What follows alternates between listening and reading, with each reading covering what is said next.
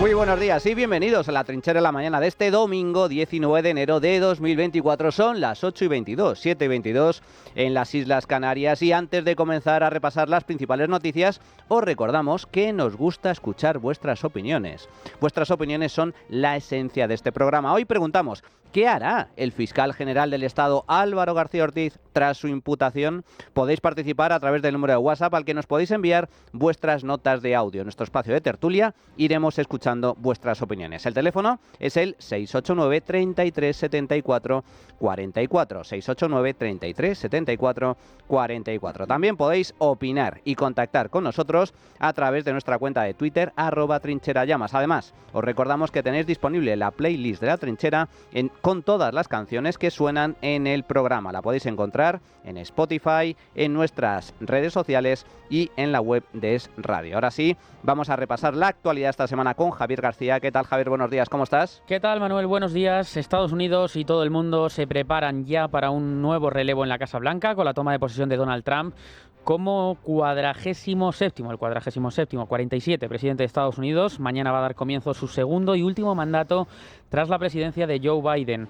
La investidura llega precedida de las expectativas de un alto al fuego entre Israel y Hamás en Gaza, que ahora mismo parece ser que ha quedado suspendido de momento hasta la liberación de rehenes, y también de las tensiones provocadas por los perfiles del futuro gobierno y por las intenciones de que el magnate republicano ha ido desgranando desde que ganó las elecciones del pasado 5 de noviembre de 2024. La ceremonia está prevista para las 12 del mediodía. Ese va a ser el momento en el que el presidente Trump y el vicepresidente Vance harán su juramento antes de que Donald Trump realice su discurso inaugural. También se va a realizar el tradicional almuerzo mañana, el almuerzo inaugural que ha sido organizado desde el año 1953 para el nuevo presidente, vicepresidente y también para los invitados. Y luego ya tras él, el presidente y vicepresidente se van a dirigir a las escaleras del frente oriental del Capitolio, donde harán una revisión de las tropas militares antes de liderar un desfile de regimientos militares ceremoniales, grupos de ciudadanos, bandas de música y carrozas por la avenida Pensilvania hasta la Casa Blanca. Todo esto, como decimos, va a ser mañana, va a ser la noticia del día. Mañana estamos hablando de esta previa, así que lo primero que vamos a hacer es irnos hasta Estados Unidos para ver cómo está el ambiente en estos momentos, qué ambiente se respira cuando quedan poco más de 24 horas para que dé comienzo el relevo en la presidencia. Está con nosotros Rosa Reigía, que es portavoz de Acción y Comunicación sobre Oriente Medio. Ya habéis tenido actos anoche, ¿no, Rosa? ¿Qué tal? Buenos días. Buenos días desde Washington. Pues sí, la pasada noche en la capital de los Estados Unidos fue una velada de galas y de festejos por todos lados, todos vestidos de largo y de smoking, y todos los hoteles repletos. Se acerca el día de la inauguración del nuevo mandato de Trump y la ciudad está vibrante. Esta pasada noche, en la gala de los hispanos donde pudimos estar, escuchamos los discursos de Milei y del presidente de Paraguay, Santiago Peña. El presidente argentino nos sorprendió porque insistió en la importancia de reducir el estado al mínimo y se despidió con su famoso «Viva la libertad, carajo». Además, durante la gala pudimos ver a personajes relevantes como el ex candidato presidencial Vivek Ramaswamy, el senador Ted Cruz, uno de mis preferidos, y el nuevo senador de Ohio, Bernie Moreno, nacido en Colombia y que probablemente sea un personaje que dará mucho que hablar en el ámbito hispano en la próxima legislatura. También estaba la congresista María Elvira Salazar, de origen cubano, o el actor mexicano Eduardo Verástegui, muy implicado en la lucha contra el abuso infantil y la trata de humanos. Entre los españoles estaban Seante Abascal y el eurodiputado Herman Tertsch. Durante este domingo tendrá lugar el meeting que Donald Trump dará en el estadio Capital One, en el que se congregarán decenas de miles de simpatizantes del presidente electo.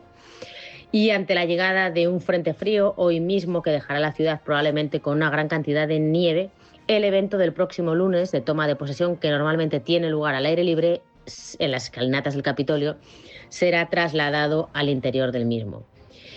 Y lo que sí te puedo decir es que hoy hay más optimismo que hace 8 años, cuando también pude estar aquí, y que se espera y se siente que este mandato sea mucho más efectivo que el anterior. Muchas gracias, Rosa. Mañana comenzará una nueva etapa en Estados Unidos. Hemos querido hacer también un repaso de las principales promesas que ha ido diciendo en la campaña Donald Trump, durante la campaña electoral, Para este segundo mandato al frente de la Casa Blanca vamos a conocer cuál puede ser el futuro político de Estados Unidos. Ignacio Bravo, ¿qué tal? Buenos días. ¿Qué tal? Buenos días. Donald Trump volverá a ocupar la Casa Blanca en lo que será su segundo mandato como presidente de Estados Unidos, con una política muy parecida a la que le llevó a la presidencia por primera vez en 2017. La campaña electoral de Trump se ha basado esencialmente en 3 puntos principales: las deportaciones masivas y el cierre de fronteras, medidas económicas y arancelarias y la política internacional. Pero sus propuestas son muchas más. La economía ha sido uno de los puntos fuertes de la campaña de Donald Trump y que, según las encuestas, más votos ha conseguido arrebatar a la que fuera su rival Kamala Harris. La política económica de Trump se basa en dar continuidad a las rebajas que aprobó en su primer mandato y que expiran el próximo año. Estas medidas incluyen recortes generalizados de impuestos, como una rebaja de la tributación de sociedades al 15%, además de eliminar impuestos de propinas, horas extraordinarias y otras prestaciones. He llegado aquí con un mensaje de esperanza para todos los americanos. Terminaré con la inflación, acabaré con la invasión de los numerosos criminales que vienen a nuestro país de forma ilegal. Gracias Kamala y gracias Biden. Vamos a hacer que vuelva el sueño americano más fuerte que nunca. Todo lo que necesitáis saber es que Kamala lo rompió y nosotros lo arreglaremos. Kamala broke it and we will fix it and we're going to fix it fast. Dentro de la política económica de Trump, una parte importante y a la que el empresario ha hecho referencia en varios momentos de la campaña ha sido los aranceles. Desde que ganó las elecciones, Trump ha prometido imponer nuevos aranceles del 25% a todos los productos procedentes de México y Canadá, así como aumentar también los aranceles sobre los productos fabricados en China en un 10%. Desde el primer día de su gobierno, en represalia por la inmigración ilegal y las drogas que cruzan la frontera. Precisamente, la inmigración es otro de los puntos importantes que defiende Trump. Durante su campaña, el empresario estadounidense prometió la mayor deportación masiva de migrantes indocumentados de la historia de Estados Unidos. Asimismo, se comprometió a completar la construcción del muro de la frontera en México, que se inició durante su primera presidencia. Cabe recordar que el número de cruces en la frontera sur de Estados Unidos alcanzó niveles récord a finales del año pasado durante la administración Biden-Harris, antes de caer en 2024. ¿Por qué permitimos que millones de personas pasen por la frontera sur? ¿Cómo es que ella no está haciendo nada? Diría que ambos abandonemos este debate ahora mismo y me gustaría verla ir a Washington durante este debate porque estamos perdiendo mucho tiempo. Déjenla firmar un proyecto de ley para cerrar la frontera porque tiene derecho a hacerlo. No necesita proyectos de ley. Por otro lado, Trump también se ha enmarcado a lo largo de la campaña electoral como el presidente de la paz, asegurando que podría terminar con la guerra en Ucrania e Israel y mejorar las relaciones con China, algo que sin siquiera haber tomado posesión del cargo ya hemos comenzado a ver. La administración Trump se caracteriza también por promover propuestas para recortar las regulaciones climáticas, evitar la prohibición del aborto, mejorar la ley de asistencia sanitaria, promover la pena de muerte para los traficantes de drogas para acabar con los cárteles, mejorar en la educación y la atención médica o las mejoras en el sistema judicial. Bueno, pues Mañana tendrá lugar la toma de posesión de Donald Trump al frente de la primera economía mundial, al frente de la primera potencia mundial. Y esto marca un punto de inflexión muy relevante en la política internacional, no solo en la política estadounidense. Para empezar, el wokismo, el cáncer que venimos sufriendo desde hace décadas, ha muerto, amigos. El wokismo ha muerto. Bueno, sigue presente en España y seguirá bajo el gobierno de Pedro Sánchez, pero a nivel internacional, ay amigos, el wokismo vive tiempos bajos y este declive permanecerá, porque todo este buenismo que ha impregnado la política internacional durante los últimos años, revestido de ecologismo, feminismo, animalismo, progresismo y estupideces varias, está llegando a su fin. Donald Trump es la certificación del fin del wokismo, que ha sido una etapa negra dentro de estos últimos años, una etapa negra del último siglo a nivel de pensamiento, a nivel de ideología, declive económico, político, social, moral. Pues bien, todo eso acaba con Donald Trump. Y no solo eso, también va a haber cambios muy relevantes a nivel económico. Trump es proteccionista, ese es un grave problema. El proteccionismo es un problema, no es la solución. El proteccionismo es vulnerar, atacar el libre comercio, que es clave para el crecimiento económico y para la prosperidad de los países y de la población en general. Pero tiene también medidas interesantes, desde regulación, de rebajas de impuestos, de recortes de gasto público. Por lo tanto, ahí se puede abrir una vía interesante desde el ámbito económico. ¿Y qué pasa con los conflictos bélicos a nivel internacional? Pues aquí hay una cosa clara. Trump tendrá muchos defectos, pero Trump es un líder y a Trump le temen otros sátrapas, dictadores y políticos indecentes que gobiernan a nivel internacional. Y prueba de ello es que la llegada de Trump, para empezar, está permitiendo el poder alcanzar un alto el fuego en Gaza debido al conflicto que existe entre Israel y los terroristas de Hamás, conflicto que fue provocado por el terrorismo islamista de Hamás. Es muy posible también que se alcance algún tipo de acuerdo o alto el fuego en la guerra en Ucrania entre Rusia y los ucranianos. Y veremos qué pasa con Venezuela y qué pasa con Cuba. Para empezar, la dictadura castrista ha empezado a liberar presos políticos. ¿Por qué? Porque temen a Trump y temen la mano dura de Trump. Por lo tanto, hay cambios. Algunos positivos, otros no tanto, pero hay cambios. El balance en general es positivo. Pues termina la etapa de Joe Biden, empieza la de Donald Trump. En enero del año 1961, en su discurso de despedida a la nación tras 8 años como presidente, Eisenhower acuñó una de las expresiones más célebres de la historia política cuando advirtió sobre el peso, el poder y la amenaza que suponía para la República el complejo industrial militar.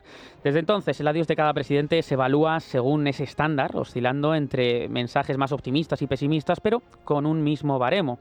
El pasado miércoles, el presidente saliente cerró oficiosamente más de medio siglo de carrera política desde el despacho Oval con un mensaje positivo en líneas generales entre su defensa de las instituciones y constantes declaraciones de amor a su país. Deslizó también una seria advertencia contra el complejo tecnológico industrial y la erosión de la verdad misma liderada por las plataformas de las redes sociales y por la inteligencia artificial. Y en una democracia existe otro peligro, la concentración de poder y riqueza. Erosiona el sentido de unidad y propósito común, provoca desconfianza y división. Participar en nuestra democracia se vuelve agotador e incluso desilusionante y la gente no siente que tiene una oportunidad justa. Los estadounidenses están siendo sepultados bajo una avalancha de información errónea y desinformación que facilita el abuso de poder. La prensa libre se está desmoronando, los editores están desapareciendo, las redes sociales están renunciando a la verificación de datos, la verdad está siendo sofocada por mentiras que se dicen para obtener poder y ganancias. En la era de la inteligencia artificial es más importante que nunca que el pueblo gobierne y como país de la libertad, Estados Unidos, no China, debe liderar el mundo en el desarrollo de la IA. El pueblo estadounidense tendrá que hacer frente a estas poderosas fuerzas. Debemos reformar el código fiscal, no otorgando los mayores recortes de impuestos a los multimillonarios, sino obligándolos a empezar a pagar la parte que les corresponde. La realidad es que la vida política de Joe Biden ha estado marcada desde sus inicios por un intenso vaivén de éxitos y también de reveses. A sus victorias en política siempre le han seguido incluso varias tragedias personales. Biden ha sobrevivido 36 años en el Senado, 8 en la administración Obama como vicepresidente y 4 en la Casa Blanca como presidente. A sus espaldas tiene los escándalos de su hijo, Hunter Biden, a quien le concedió, cabe recordar, hace poco el indulto total e incondicional. También varios escándalos como los suyos propios o incluso personales, como comentábamos antes, situaciones duras para el presidente, la muerte de su hijo y antes la de su primera mujer y también su hija.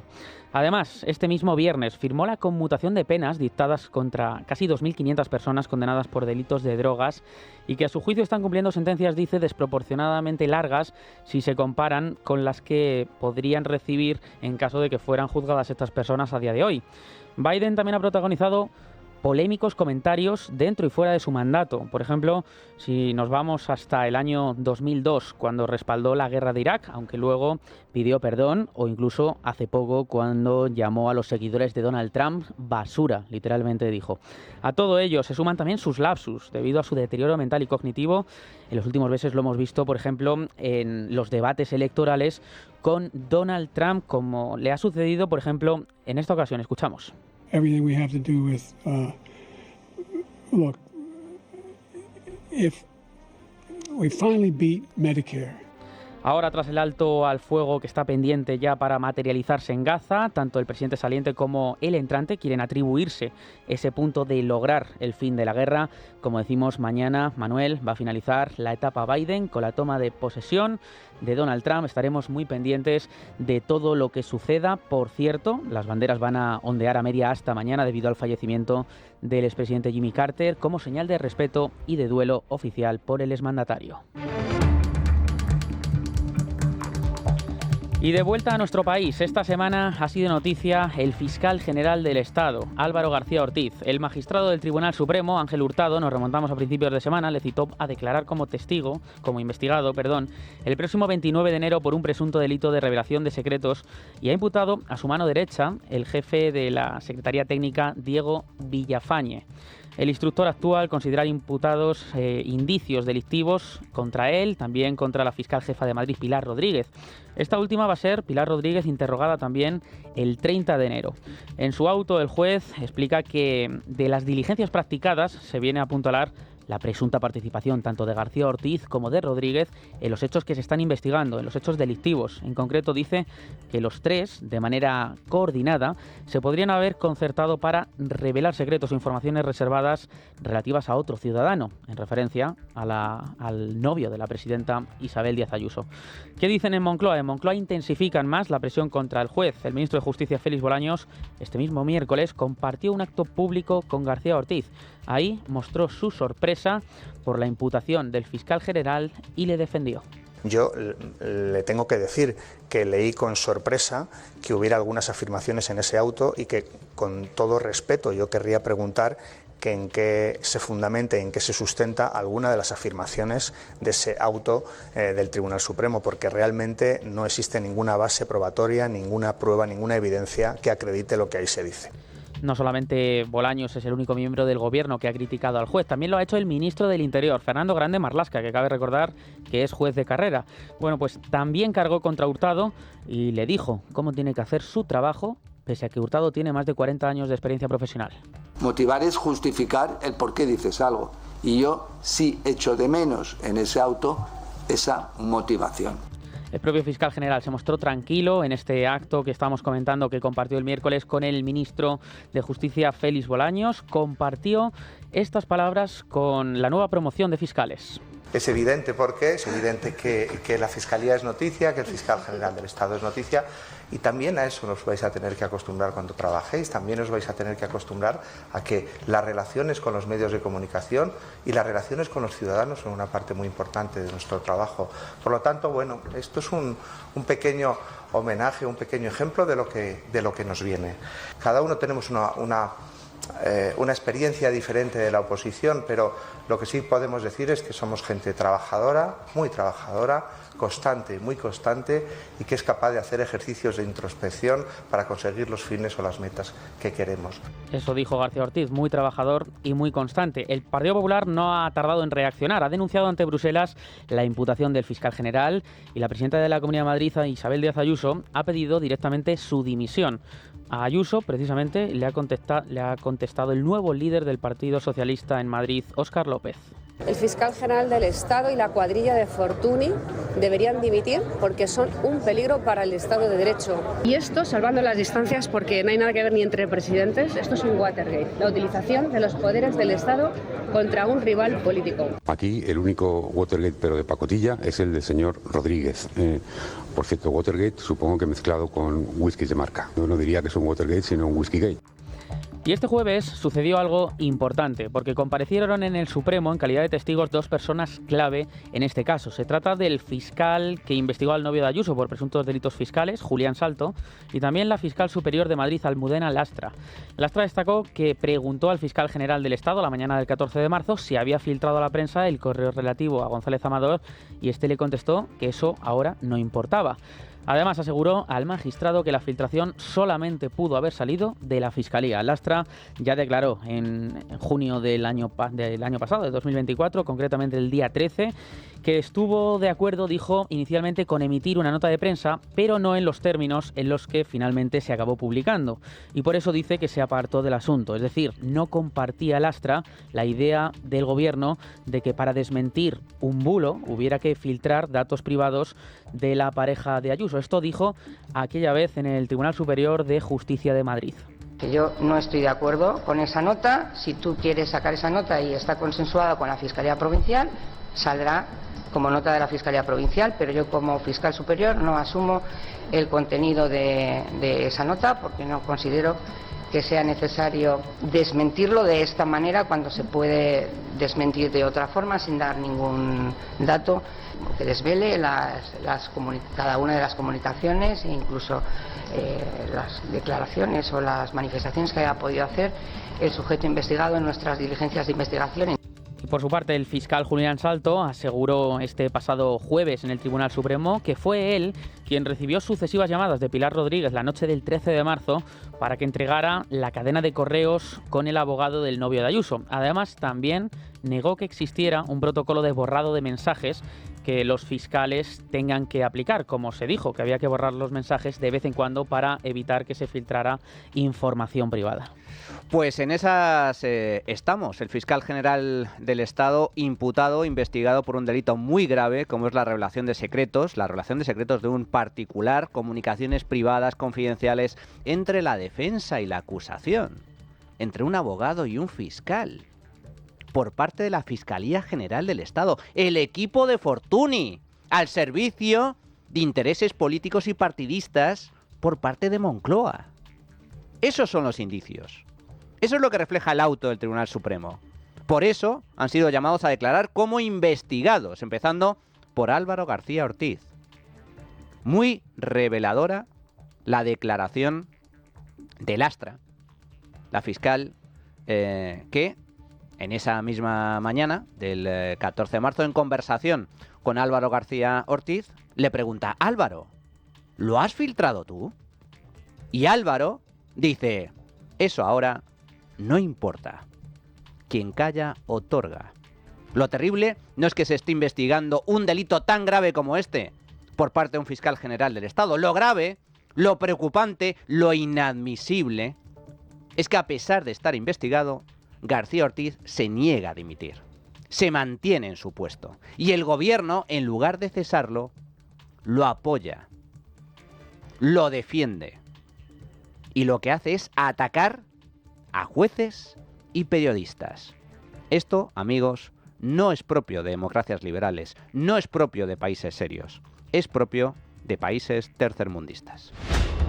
Y precisamente la pareja de Isabel Díaz Ayuso, Alberto González Amador, ha presentado una nueva denuncia contra un ministro, en este caso contra la portavoz del gobierno Pilar Alegría, a quien le reclama 40.000 euros como indemnización por decir en la rueda de prensa del martes posterior al Consejo de Ministros que hace un año supimos que González Amador había cometido 2 delitos fiscales. Que por cierto, hace casi ya un año que conocimos por parte de su abogado que había cometido 2 delitos fiscales por un valor de más de 500.000 euros y a estas alturas, que sepamos, todavía ni ha declarado. Bueno, y cabe recordar que no es la única denuncia que ha presentado González Amador, porque también le reclama 100.000 euros a Pedro Sánchez, a Félix Bolaños 50.000, a Óscar López también 50.000, a María Jesús Montero 40.000, al Partido Socialista 30.000, Diana Morant 15.000. Son numerosos los ministros, incluso también a los medios, a Televisión Española 5.000 euros. En total hablamos de que solicita en varias demandas hasta 475.000 euros de indemnización por las cosas que se han ido diciendo respecto a él. Y justamente después, acabamos de escuchar a Pilar Alegría, después de esas palabras, se cumplía el deseo de Moncloa, porque minutos después conocimos precisamente que la Fiscalía de Madrid pidió a la jueza que tome declaración a González Amador. Y así va a ser. La titular del Juzgado de Instrucción número 19 de Madrid ha llamado a Alberto González Amador a declarar el día 7 de febrero en esta causa que se sigue contra él por la presunta comisión de 2 delitos fiscales y falsedad documental. El Tribunal Superior de Justicia de Madrid ha informado de la decisión de la jueza, que no afecta a la petición de las acusaciones y de la Fiscalía de que se le investigue además por un delito de corrupción en los negocios por el presunto pago de una comisión de $500.000 de euros a la esposa del presidente de Quirón Prevención SL. Después de las elecciones generales del año 2023, el presidente del gobierno, Pedro Sánchez, tuvo que contar con los 7 votos de Puigdemont para sacar la legislatura adelante, por lo que tuvo que realizar a los separatistas diferentes cesiones, muchas concesiones que hemos ido analizando aquí en la trinchera de llamas. Una de esas concesiones fue la ley de amnistía. Pero el juez Llarena, del Tribunal Supremo, entendió que la amnistía no cubría uno de los delitos de los que se acusa al líder independentista. Hablamos del delito de malversación. Ahora Moncloa espera resolver ese problema con la nueva ley que propone para eliminar las acusaciones populares. Pero la amnistía se enfrenta a otro problema que ya está en vías de solución para el gobierno, también para el prófugo. El problema es el de los recursos que ha presentado el Tribunal Constitucional. El Constitucional, cabe recordar que tiene mayoría de magistrados progresistas, cercanos a las tesis del gobierno, son 6 frente a 5 conservadores. Ahora la mayoría progresista ha aceptado la recusación de un magistrado conservador que era contrario a la ley de amnistía, por lo que la mayoría cercana al gobierno ahora pasa de ser, en vez de, como hemos comentado, pasa de ser de 6 frente a 4. 2 de ventaja. José María Macías no va a poder participar en el primer asunto que va a resolver el órgano de garantías sobre la ley que borra los delitos del desafío independentista catalán. Esa recusación fue presentada por el fiscal general del Estado, por el gobierno a través de la abogacía del Estado y por el propio Carles Puigdemont. Desde el Partido Popular se han mostrado completamente indignados después de separar de las deliberaciones de este tema de la amnistía al magistrado José María Macías. Así se ha pronunciado esta semana la secretaria general del PP, Cuca Gamarra. ¿Quién controla al fiscal general del Estado? El gobierno, ¿no? Es curioso cómo han manejado las mayorías para que al final, interviniendo en la conformación de las mayorías y a través de una recusación que impulsa la Fiscalía, apartar a quien había sido designado como ponente de todos estos recursos. Una vez más, han puesto también al Tribunal Constitucional al servicio del gobierno. No es el único escándalo que afecta al gobierno. La Comisión del Estatuto del Diputado ha apoyado ya por unanimidad conceder el suplicatorio que había pedido el Tribunal Supremo para investigar al exministro socialista José Luis Ábalos en el caso Koldo, caso Partido Socialista. La decisión deberá ser ahora avalada por el Pleno del Congreso en una próxima sesión. Queda así rechazadas todas las alegaciones que esta semana, el pasado lunes, dio en el Congreso de los Diputados en esta comisión el exministro de Transportes. El diputado del Grupo Mixto denunció ante los medios una cacería política. No se le puede investigar a un diputado. Llegamos hasta ahí, ¿no? Es decir, no podemos montar un operativo de la Guardia Civil que te debe proteger, no puede intervenir en los derechos, bueno, en principio de ninguna persona, pero de un diputado parece un poco, en fin, más raro, ¿no? Completamente convencido de mi inocencia. Igual que estoy completamente convencido de la cacería política de la que simplemente no soy objeto. Soy un elemento, como digo muchas veces, desechable. El objetivo es el gobierno. Y esta semana sigue siendo noticia también el hermano de Pedro Sánchez, David Sánchez Pérez Castejón. La Guardia Civil ha presentado un informe a la magistrada Beatriz Vierma, la titular del Juzgado de Instrucción número 3 de Badajoz, que acredita que el correo electrónico del músico sufrió un borrado de mensajes, un borrado masivo de mensajes. Además, también la juez hemos visto cómo se ha mostrado muy enfadada con los 3 funcionarios de Hacienda que presentaron el informe que exculpa al hermano del presidente. Adrián Pajares, vamos a conocer todos los detalles. ¿Qué tal? Buenos días. Buenos días. Hace justo un año que la Diputación de Badajoz decidió frenar un plan de contratación para el programa Ópera Joven por falta de necesidad. Lo hizo cuando las informaciones periodísticas denunciaban ya lo que se ha confirmado en caso judicial, el presunto enchufismo y malversación con epicentro en el presidente Pedro Sánchez. Como publica esta semana Carlos Cuesta de Libertad Digital, la licitación del programa Ópera Joven se elevaba a nada menos que a 373.125 euros y también a lo largo de esta semana han declarado los 3 altos cargos de Hacienda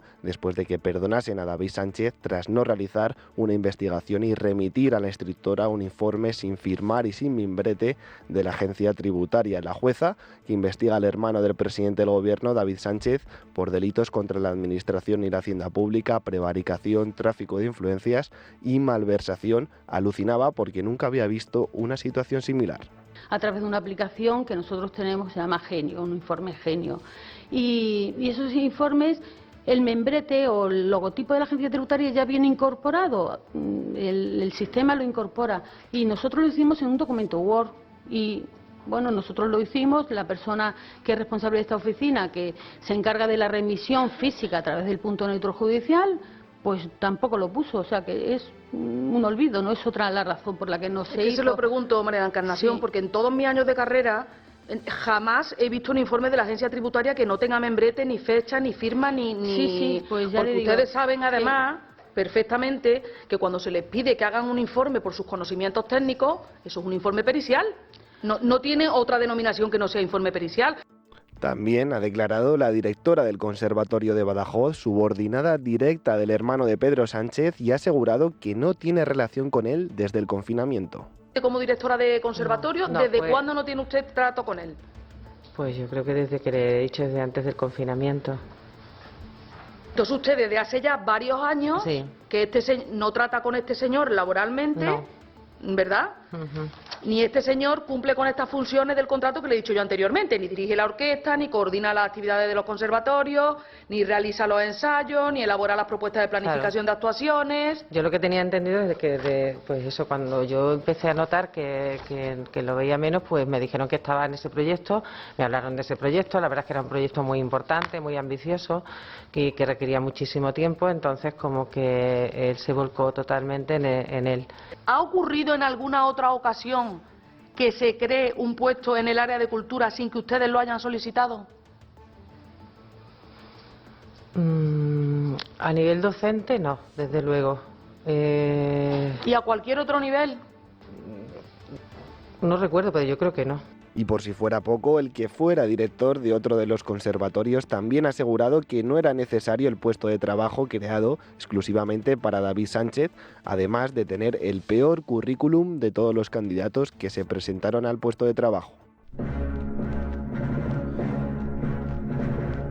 Y en clave económica, la noticia del día es Telefónica, porque ha comunicado este sábado el cese de José María Álvarez Pallete como presidente de la compañía y ha anunciado la designación de Marc Murtra, presidente de Indra, al frente de la misma, según un comunicado que ha remitido la Comisión Nacional del Mercado de Valores. La compañía de telecomunicaciones, tras la celebración ayer de un Consejo de Administración extraordinario, señaló en el documento enviado al supervisor bursátil que se ha acordado la renovación de la presidencia para adecuarla a su nueva estructura accionarial. La entidad ha expuesto como preámbulo que el cambio corporativo se ha producido a la vista de la nueva estructura adicional de la sociedad y de que algunos de sus accionistas relevantes han expresado la conveniencia de emprender, dicen, una nueva etapa en la presidencia ejecutiva.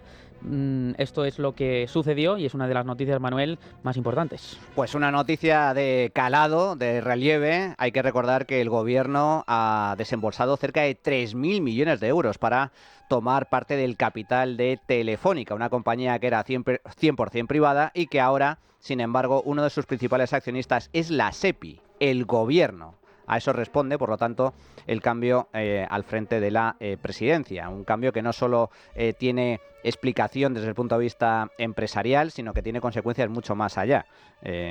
Bueno, pues está claro que la colonización de las instituciones por parte del Gobierno no solo se circunscribe a las instituciones del Estado, comienza también la colonización de grandes empresas.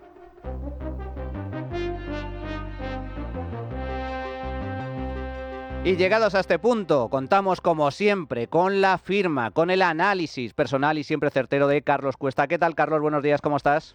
Muy buenas, muy bien. ¿Qué tal vosotros? Bueno, pues aquí estamos entre escándalo y escándalo, y uno de los escándalos más importantes de las últimas semanas y del cual precisamente nos vas a hablar hoy, Carlos, es esa ley Begoña, ley que tiene nombre y apellidos. Sí, Ley Begoña, que es verdad que se le ha bautizado como Ley Begoña. Yo prefiero llamarle Ley Sánchez porque no solamente es para escaparse de todos los casos de corrupción que rodean a Begoña Gómez, que ya son 4 delitos los que tiene imputados, ¿no? Que también es para David Sánchez. también es para la trama Coldo, cuidado que también es para Tito Berni, también es para el caso Carreteras, pero es que solamente en la trama Coldo, PSOE, Ábalos, Aldama, cada uno que le llame como quiera, hay 11 departamentos ministeriales que están relacionados con la trama, lo que quiere decir que evidentemente el que está relacionado con la trama es el número 1, obviamente, como le llamaban a él, de hecho, a Pedro Sánchez. Pero bueno, vamos con esa ley dictatorial, porque es lo que es, vamos a explicarlo. En estos momentos, para esa gente que dice, hombre, es que el derecho es interpretable. Sí, claro, el derecho es interpretable, igual que un chicle es estirable hasta determinado punto. Hay un momento en el que se rompe. Y en estos momentos lo que se está haciendo con la Constitución no es interpretarla, es reescribirla por la puerta de atrás, quitándonos a todos los españoles la posibilidad, porque así está regulado, de que toda reforma de la Constitución tenga que ser por un sistema absolutamente blindado. ¿Por qué? Por la magnitud de los cambios que implica y porque afecta a derechos, muchos de ellos fundamentales. En este caso vamos a hablar, de hecho, en la ley Begoña, del artículo 24, el acceso a la justicia, uno de los derechos fundamentales más obvios. El primer artículo que se está violando, de hecho, es el artículo 24. Los ciudadanos tienen todo el derecho del mundo a acceder a la justicia. Acceder a la justicia no es exclusivamente acceder defensivamente, también es acceder ofensivamente, es decir, por medio de acusaciones. La acusación popular forma parte, aquí y en todas partes, en todos los estados de derecho de países occidentales, esa acusación popular forma parte del acceso al derecho por parte de la población. Pero bueno, vamos con el análisis de esa norma. Lo primero que hace es prohibir las acusaciones populares, de lo que estábamos hablando. Es inconstitucional no solamente por el 24 que yo he citado, sino que el artículo 125 de la Constitución española relata literalmente lo que voy a decir. Los ciudadanos podrán ejercer la acción popular. Lo pone en igualdad al jurado popular. Y la frase es así de directa, así de sencilla. Los ciudadanos podrán ejercer la acción popular. ¿Qué hace Sánchez limitándola? No puede limitarla. Ahora, ¿qué pasa? Que para él la inconstitucionalidad es el caldo de cultivo natural. Segunda reforma que va dentro de esa ley. La recusación a los jueces que hayan mostrado su opinión política. De nuevo es inconstitucional. El 117.2 de la Constitución española dice literalmente: los jueces y magistrados no podrán ser separados, suspendidos, trasladados ni jubilados, salvo por causas legales. Causa legal implica que no solamente tenga que estar regulada, sino que tenga que estar justificada y motivada legalmente. Que un juez haya escrito determinadas columnas de opinión o que en un foro se haya demostrado de una u otra manera, no implica que tenga una versión con respecto a ese caso concreto. Y eso es lo que quiere hacer, utilizar cualquier comentario para apartar. ¿A cuáles? A los que no le gustan a Sánchez. Tercer punto que incluye esa norma, elimina la instrucción judicial a los jueces para dársela, cuidado con esto, a los fiscales. Repito, de nuevo es inconstitucional, y dirá la gente, hombre, hay otros países que lo tienen. Sí, pero no tienen el grado de dependencia política que tiene aquí la Fiscalía. El 124.1 de la Constitución española lo deja clarísimo. El Ministerio Fiscal debe velar por la independencia de los tribunales y procurar ante esto la satisfacción del interés social. ¿Cómo vas a velar por la independencia de los tribunales si estás imputado por tu dependencia a Pedro Sánchez y por atacar a otros rivales políticos? El cuarto punto que incluye esa norma quiere prohibir el acoso derivado de acciones judiciales abusivas. Se acaba de inventar ese término. Bueno, de nuevo es inconstitucional. El 117.1 de la Constitución deja clarísimo, leo literalmente: la justicia emana del pueblo, esto se le ha debido olvidar a Pedro Sánchez, y se administra en nombre del rey por jueces y magistrados integrantes del Poder Judicial independientes, inamovibles, responsables y sometidos únicamente al imperio de la ley. Nadie les puede decir lo que es una acción judicial abusiva, solamente ellos. Pedro Sánchez no puede calificar de nada. Ya sé que lo hace todos los días, pero es que es inconstitucional. Y el quinto punto que incluye esa norma prohíbe los casos judiciales con base en investigaciones periodísticas. De nuevo, es inconstitucional, por distintas esquinas de la Constitución, pero bueno, el 117.3 de la Constitución deja clarísimo que el ejercicio de la potestad jurisdiccional en todo tipo de procesos, juzgando y haciendo ejecutar lo juzgado, es decir, en todas las fases de ese proceso, corresponde exclusivamente a los juzgados y tribunales. Nadie les puede decir en base a qué abren una investigación, amén de que esto supondría la eliminación de la prensa. Básicamente porque la prensa, cuando hace su labor de investigación, estaría provocando el desastroso e inexplicable resultado de que todo lo investigado se convertiría en prueba ilícita, no se podría utilizar para abrir un caso. Es decir, que cuando la prensa, no la cómoda, es decir, la que no es prensa, hace su función, estaría anulando la posibilidad de luchar contra la corrupción, porque una vez publicados los documentos, esos documentos se convertirían en prueba ilícita. Es una locura. O sea, aparte de inconstitucional, es una locura. Bueno, estas 5 reglas son las que van en esa última reforma. Las 5 son inconstitucionales. Ya sé que esto no es novedad, porque con Pedro Sánchez todo es inconstitucional y ahí sigue. Es una auténtica barbaridad, un auténtico escándalo todo lo que está sucediendo, y el tema de la ley Begoña, como bien comentas, Carlos, la ley Sánchez, es pues un nuevo palo, un nuevo golpe a la justicia, al Estado de Derecho y a la democracia. Manuel, literalmente es una ley Maduro. Es una ley Maduro. O sea, cuando empezó Hugo Chávez con la implantación de la dictadura, que hay que recordar, ahora la gente dice, no, Nicolás Maduro sí, Hugo Chávez no. No, Hugo Chávez era un dictador de tomo y lomo. Y Hugo Chávez puso las bases de aquello en lo que se ha apoyado Nicolás Maduro para incrementar todavía más el terror en su dictadura asesina, en su narcodictadura asesina. Pero las bases las puso Hugo Chávez. La primera fue la toma de la Fiscalía y del Poder Judicial. ¿Cómo lo hizo? Literalmente así. Literalmente así. Él decidía qué casos se podían abrir y cuáles no. Él decidía cuáles se instruían y cómo se instruían y qué jueces lo instruían. El resultado es que en estos momentos tienen una narcodictadura que está destrozando a la población, que ha provocado la salida de 8 o 9 millones de personas y al resto se dedica a matarlos de hambre o a matarlos sin más. Pues aquí seguiremos para denunciarlo. Mil gracias, Carlos. Fuerte abrazo. Un abrazo enorme. Bueno, pues llegados a este punto, hacemos una pequeña pausa y regresamos con el tiempo de tertulia. La trinchera de llamas. Es Radio.